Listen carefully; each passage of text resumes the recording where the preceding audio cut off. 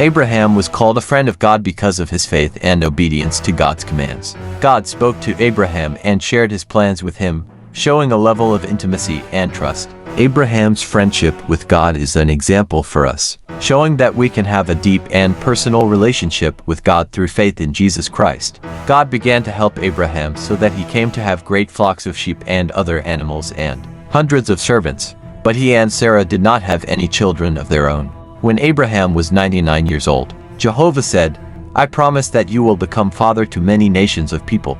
But how could this happen, since Abraham and Sarah were now too old to have a child?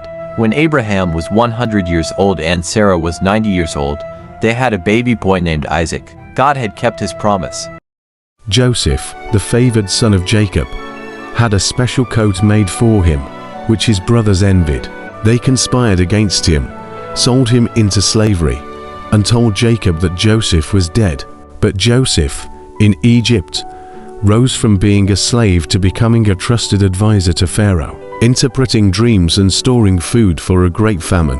When his brothers came to Egypt seeking food, Joseph, unrecognized, tested them, then revealed his identity, forgave them, and invited them to stay in Egypt.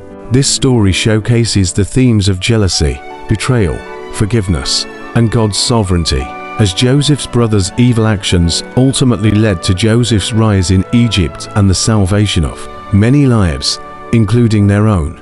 Joseph forgave his brothers by choosing not to hold grudges or seek revenge. Instead, he recognized God's sovereignty. Joseph believed that God had orchestrated events for a greater purpose.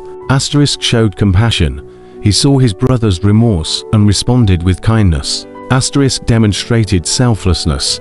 Joseph prioritized his brothers' well-being over his own hurt. Extended grace.